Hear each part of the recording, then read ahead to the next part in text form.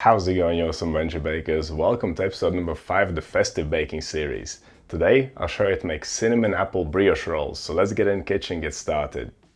You already know that no-knead brioche dough is one of the easiest doughs to make, and since brioche is the most versatile dough ever created, we can make anything out of it, and that is why I like to come back to it once in a while. This is quite a unique bake. The layers of these rolls are separated with slices of fresh apple, and there is a bit of jam in there as well, resulting in a moist, fruity and buttery little treat. And don't forget that you can head over to the brioche playlist and make any of the breads there with this exact dough. But before you do that, let me show you how this one's made. Starting with the ingredients for the dough, we'll need some white bread flour, yeast, salt, sugar, quite a lot of butter, and all the liquid in this dough is eggs. When it comes to brioche dough, the ingredients are simple. What makes it unique is the proportions of those ingredients. To turn this brioche dough into apple cinnamon rolls, we'll need some apples, sugar, cinnamon, and some jam. You can use any jam you like. I happen to have some strawberry jam in the fridge, and that's what I used. As for the equipment, we'll need a bowl, scales, a dough scraper, temperature probe, a brush, something to cut the brioche dough into strips. A pizza will work great, but a knife can work too. We'll need a rolling pin for rolling the dough out, and the ruler will be useful for ensuring that all the pieces are the same size. If you're using muffin tins, you'll get 12 pieces out of this recipe. The ones I'm using measure at around 7 centimeters or 2 3/4 inches in diameter and just over 2.5 centimeters or 1 inch deep. If you're going to use little cupcake tins, you'll probably get 24. With the ingredients and the equipment out of the way, let's begin the process. It all starts with temperature control. My kitchen is pretty cool right now, at around 19 degrees Celsius or 66 degrees Fahrenheit. I kept the eggs at room temperature, so they're about the same. We want this dough to be slightly warmer, so what I'm going to do is use warm melted butter. It will help to raise the dough temperature by a few degrees. Because the cool kitchen temperature, I also decided to increase the amount of yeast in this recipe. In winter time, generally you want to use more yeast and make your dough slightly warmer. That is if you want to stick to the same fermentation times. A quick note on the eggs here. In my previous no-knead brioche dough recipe, I used 6 eggs or 300 grams. This time I'm using 5 eggs or 250 grams. I wanted this dough to be a little bit more solid for the projects that I'm going to use it for. It will still turn out extremely soft. Okay, drop the eggs in a large bowl, whisk them up, add the yeast, the salt and the sugar, and then whisk again. The next step is a cake making technique that I like to use for this no-knead brioche dough.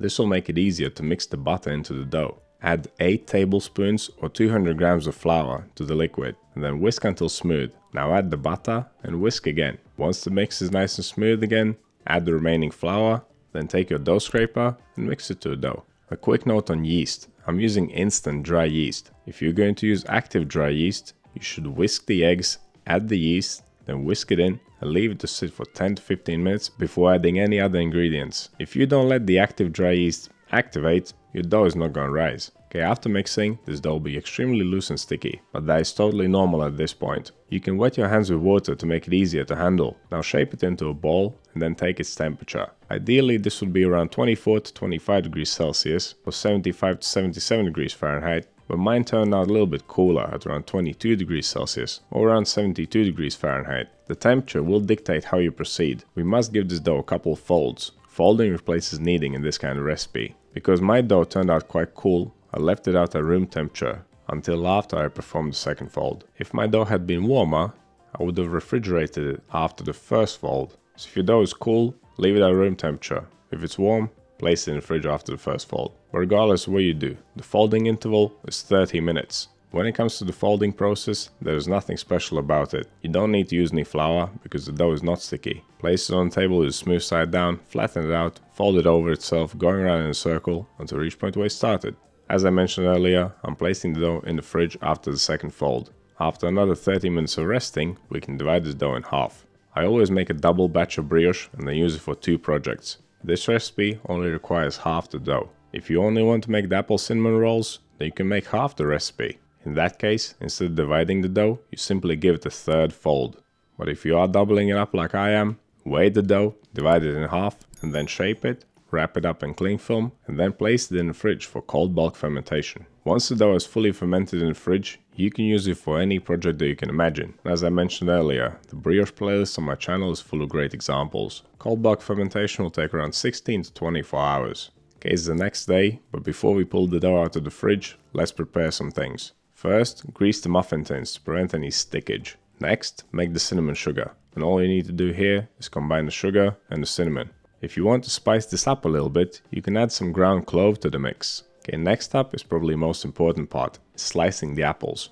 You must use a sharp knife for this. Cut the two sides off, avoiding the core, and then cut off the two remaining sides to remove the core. And now slice the apple as thin as you can. It should not be more than 2 mm thick. You will not need many apples for this recipe. 2 or 3 will be more than enough. And if you don't want to use apples, you can switch them out for other fruits, like pears or even peaches. As long as you can cut them nice and thin, anything will go. Right, before we move on, let me show you exactly what I mean by cutting them thin enough. Here we have 2 slices of apple. They're both pretty thin, but one is noticeably thinner than the other one. If I try to bend it, it bends very easily. And this is exactly what we need, because we need to roll this dough up with the apples in it. When we try to bend a thicker piece of apple, it just snaps in half. So if your apples are too thick, you're not going to have a good time.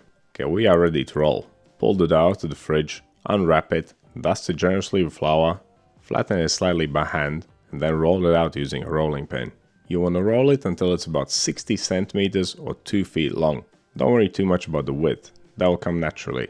When you think you're getting close, measure it. If it's not long enough, just roll it a little bit more. Next up, we need to trim off the edges. But trim only one side, the top and the bottom. Leave the other side untrimmed. If you're going to use a knife, be careful to not mess up your table. Instead of slicing, just press it straight down into the table. After trimming off the edges, mark the dough at 5 cm or 2 inch intervals, starting from the trimmed side. And then slice the dough into equal strips. You should get about 9 pieces. And don't discard the trimmings, we will use them later. If you have a piping bag at home, it'll be a great tool for applying the jam, but you can just as well spoon it on. You don't need much here, and the same goes for the apple. 6 to 8 slices per strip is more than enough. You want the jam to run right down the middle of the dough, and you want the apple pieces to be right next to the jam on one side. Once you've laid it all out, fold over the loose piece of dough to seal in the apples. And once they're all sealed in, there's only one thing left to do, so roll these strips up. And this is why we want the apple slices to be nice and thin. If they are too thick, they will not bend, and you won't be able to roll the dough tightly, and then the apples will start snapping, and what you will end up with will be not something that you would call a roll. Okay, we got our 9 rolls done, let's make 3 more using the trimmings. And there's no pretty way of doing this. Use all the pieces to make 3 rough strips, press them together, flatten them with a rolling pin, trim them up, add the jam and the apples, and then roll them. Once you're all done, place the rolls in your greased muffin tins, wrap them up, and leave them for the final proof, which will take some time, especially if your kitchen is a little bit cool. At around 21 degrees Celsius or 70 degrees Fahrenheit, it took me around 4 hours. But I had time. If you want to make yours rise quicker, just place them in a warmer area. Regardless of what you do, during the final hour of fermentation, preheat the oven, 160 degrees Celsius, 320 Fahrenheit, fan on. If your oven doesn't have a fan, go for 180 Celsius, 355 Fahrenheit. There's only one thing left to do before baking, and that is sprinkling them generously with the cinnamon sugar. Okay, these bad boys are ready for the oven, so let's get them in there. They'll take around 25 minutes to fully bake, and once they are nicely puffed up and golden brown all over, they're ready. As a last minute addition after baking, I decided to glaze them with the sugar syrup. This will make them extra shiny, sticky, sweet, and make them stay softer for longer. All we need to do here is take some sugar and water, bring it up to a boil, and then brush the hot brioche rolls with it. You'll find details about the syrup in the written recipe. There you have it. That's how you make cinnamon apple brioche rolls or brioche muffins, or call them whatever you want. Cinnamon and apple is a great combination, and wrapping it up in a soft buttery brioche dough makes it all the better. Just look at that texture. These things are so soft, and the apple makes them nice and juicy. I had a few of these left over. They were just laying around in the kitchen, and even 3 days later they were still nice and soft. So what do you think is brioche recipe? And what's your favorite use of brioche? Let me know down in the comments. You want to see more videos like this one? Click over here. Subscribe to the channel, click right here. That's all I have for you today. Thank you so much for watching. I'll see you in the next one.